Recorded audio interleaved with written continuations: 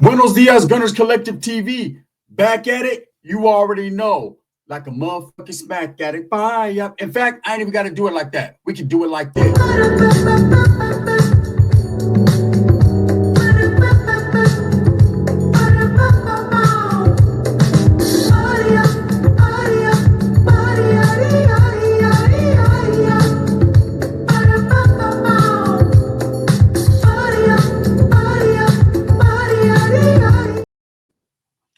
Now, Mexico is on fire right now. It's wild. There's a lot of things going on in Mexico.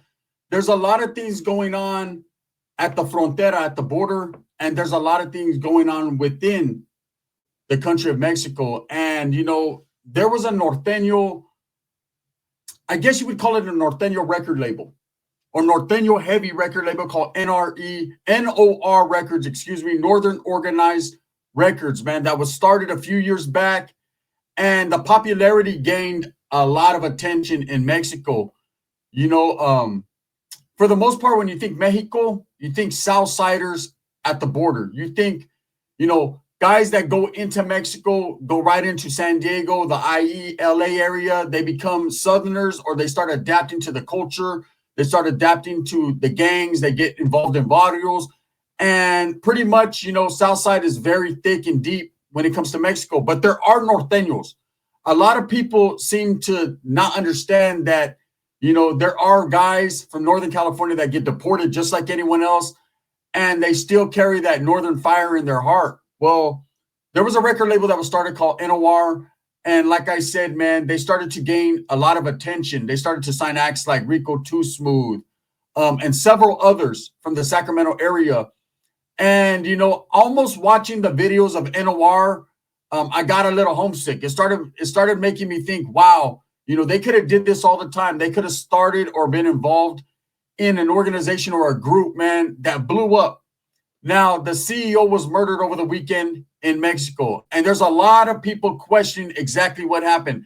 And I'm going to play the clip so you can see what went down in Mexico. El director de una disquera llamada NRE Records fue asesinado durante un presunto asalto la madrugada de ayer. Unos sujetos con armas entraron a su casa en Jardines del Pedregal, en la alcaldía Álvaro Obregón. Aquí lo amagaron a él y a su esposa y los obligaron a abrir una caja fuerte para llevarse el dinero. También agarraron otros objetos valiosos de las demás habitaciones y antes de escapar le dispararon a Carlos N. Carlos N. So here's my thing. You know, that right there was the CEO and the owner and founder of N.O.R. Records. I know a lot of people believe it's the Vato Benny, right? I think his name's Benny Blanco, that actually runs the record label. But in fact, that was the CEO and the owner who was murdered over the weekend. Now, when you're in Mexico, man, you're dealing with a whole different world. And I've said it before, you know, a lot of the Mexican nationals, people there don't care for people that are pushing a United States product or that are going out of the ordinary, man. They don't care for Americans too much. It's just the way it is, especially Chicanos, Mexican Americanos, people that are born in the United States. They feel like you're privileged. They feel like you're lazy. They feel a lot of things. It just is what it is, right? But I'll tell you this is the truth. You know, this could have been something much more, something much more sinister. You know, when you're making a lot of money and you're in a different country, you got to watch your back. You got to expect the unexpected. You got to understand that there's a lot of cutthroat people out there that want what you have, especially in a country like Mexico. Different states of Mexico are poorer than others. And there's people that see you balling out. You got the nice home, the nice cars, the money. Everybody knows who everybody is, okay? And when they see you having it like that, maybe they want it. Now, I never speak on cartel business, so I'm not going to involve them here.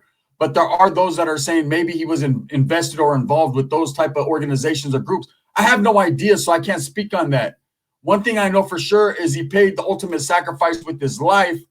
And what happens with N.O.R. Records now? Do they cease to exist? You know, is it a situation where, you know, the money stops coming in?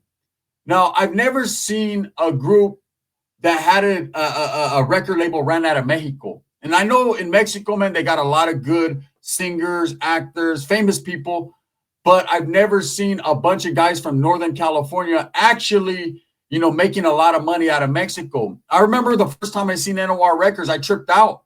the homeboy got at me. He was like, hey, trip out. These are the homies from Mexico. They're signing everybody. They got a gang of money. They're doing their thing. And immediately I was like, that's cartel shit. That has to be. That has to be where the money comes from. And then I realized as I started to watch the videos, hey, maybe it was just a bunch of homies that got deported and decided, you know what, we're going to keep this shit pushing even over here, over the border. Why not? You know, and they were making a lot of noise, man. There was a video online with a bunch of Norteños gathered in Mexico. They were starting to make their presence felt. And I tripped out on it because I know there's a very heavy, depending on where you're at in Mexico, there's a very heavy southern presence. And then if you're on the frontera, like in Juarez, there's a heavy Barrio Azteca presence. You know, I was over there in fucking Juarez when I was on the run, and there was some Norteños, some Southsiders, but everybody was homegrown. Everybody was from Mexico, and they wanted to kind of be like the California homies, North and South, right? And then there was a lot of Barrio Azteca, man. I have a primo out there that's from the Aztecas, and they are pretty deep along that border, man, and run that shit with an iron fist, and I give them their respects because you're not going to just go out there and establish and think you're going to start gangs. That's not going to happen. Now, with the guy killed from N.O.R, you know, he was from Mexico. He's from out there, and I'm sure he had a lot of association and affiliation with people in his area. But when you're bringing cats from California out there all the time, when you're making music videos, you're making a lot of money, some people could get jealous and envious and feel some type of way about that. And this seems like a situation that's going to be a mystery. You know, in Mexico, not everything is figured out. Meaning if there's a crime committed, if there's a murder committed, it's kind of like on the news like it just was. It was what it was. And then they keep it pushing. You know, only those that are involved or know what time it is knows that N.O.R was something more than it seemed. Okay, I don't want to go into the politics of it, but there was a lot of people pulling strings behind that situation, behind that record label. And it definitely, it's a mystery. Okay. This could have been a situation where he fucked up politically within the Northern cause and you had to go. I've seen it happen before. It could have been a situation with the people that he was dealing with in the business world, decided he was no longer of use, or it could have been a simple breaking and entering home invasion. You know, that shit happens out there in Mexico. In Mexico, there's a lot of poor people that are just trying to get it. And there's a lot of guys, man, that are willing to get cutthroat and do what they got to do. Unfortunately, man, this guy was the one that became the victim. And so when you own a big record label, and see, this guy is comparable to moguls and people like Gold Toes. He's compared to people like, you know, the guy, the owner of N.R.E. Records. It'd be like them getting murdered, man. He's the equivalent to them only in Mexico for Northern California. This is a big blow to Northern California and the Norteños gangs, period, because he was N.O.R was basically the version of OTR, Orale Lefty Gunplay, OTR's record label, where it's Southern heavy and, you know, people consider it a Southsider label, you know, kind of like High Power Records or things like that. That's how N.O.R was. You know, they were exclusively a Northern brand, which pushed their music, and there's going to be a lot of guys that were signed to that brand, and unfortunately, man, they're probably in disbelief right now. They're probably my condolences to them for losing a homeboy. You know, it's not good. It's never good to lose a homeboy. And as this story progresses, we're going to find out, you know, where his standings were at and all that. But I'm never going to throw a guy under the bus and say he was in bad standings or he fucked up. But it's crazy. You know, as much as they gave it a 15, 20-second clip in Mexico, it means much more to that to Northern California, because that was an outlet and an option for the Norteño world in the rap scene. You got to understand, man, I feel that Northerners have been oppressed in the music scene and haven't had a fair shake. Now, we've had people like Gold Toes that came out of Northern California, man, the general, right? Northern California general when it comes to the music industry, who has been putting the raza on, Norteños on, and everybody on for decades now. And he's finally getting his flowers and being recognized as that one. But at the same time, you know, you had guys that were newer, like the CEO of the N.O.R. Records. I'm not saying his name, man, because I don't want to put his name on blast like that. But you see, it's a cutthroat game, and it's a situation where, you know, you have to tread on thin ice. You have to really, you know, be cool with everyone in the industry, because shit happens. Now, when you have these brands that are exclusively gang related, and there's no denying it, right? When you looked at N.O.R, they had the Huelga bird in their symbolism. They had a lot of Norteños present at all times. This was a northern record label, meaning that was what that's what their function was.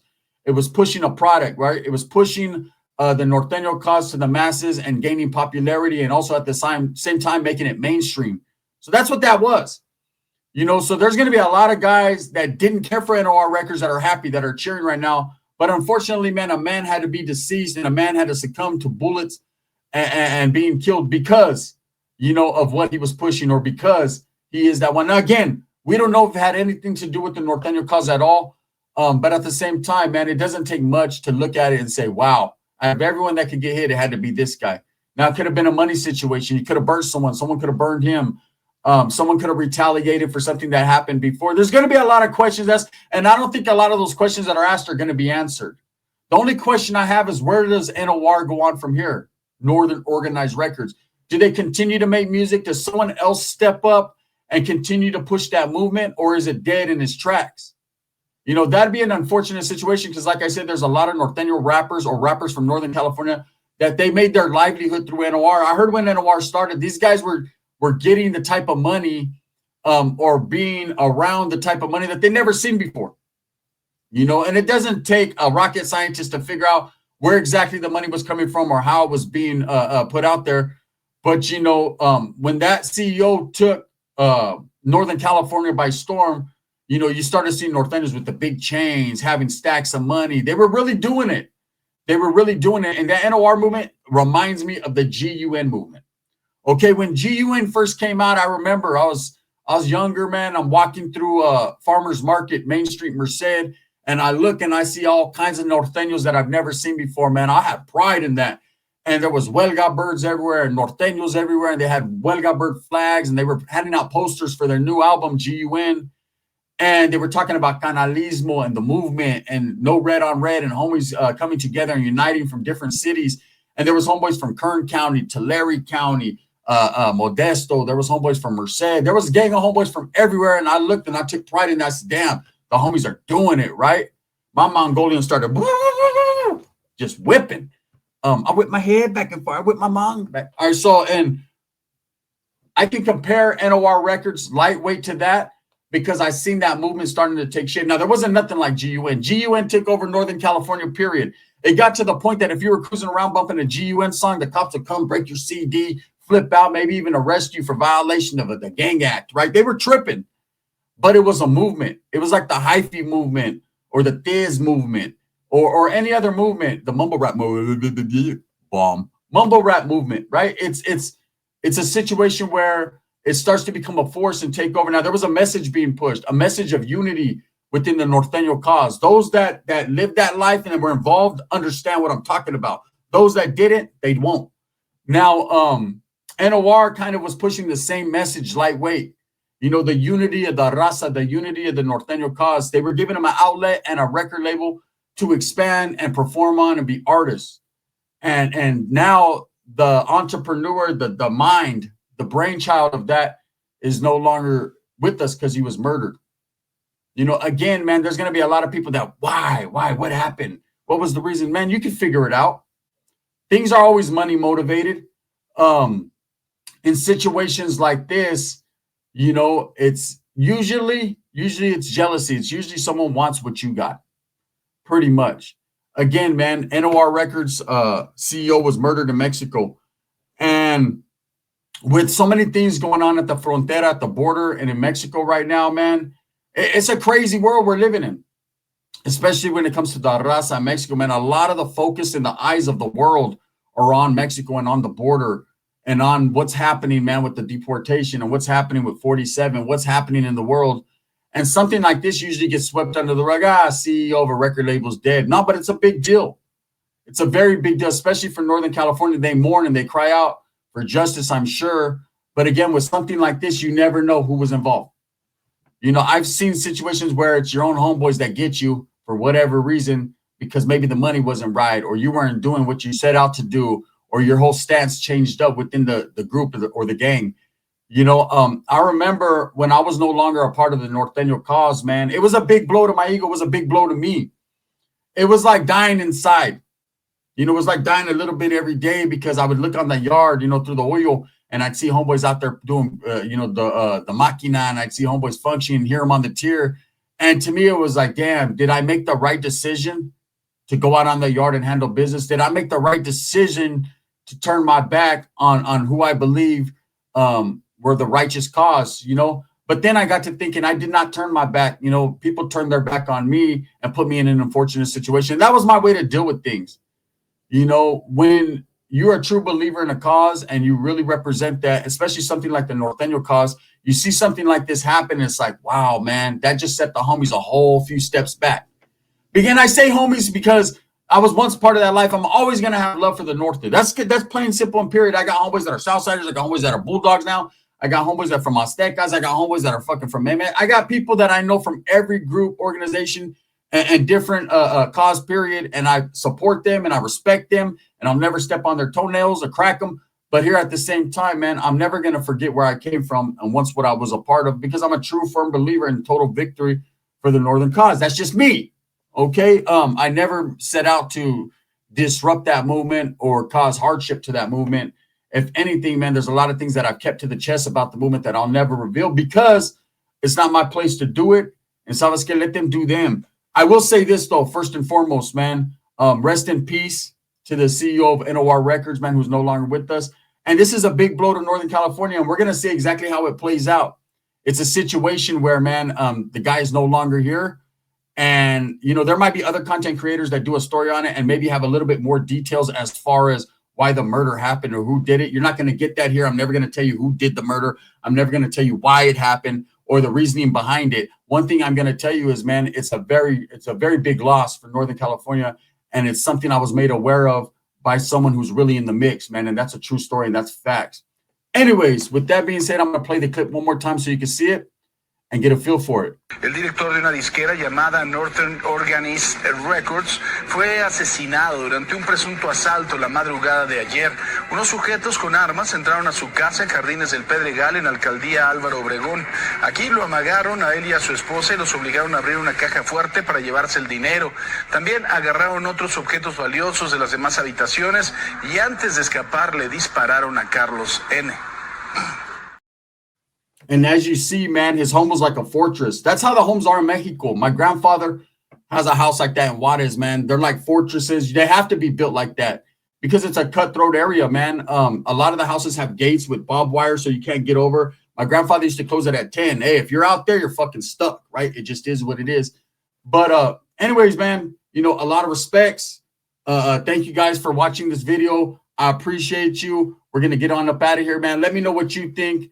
The CEO of N.O.R. Records, man, rest in peace. Condolences to his familia, man. It's unfortunate. The gun.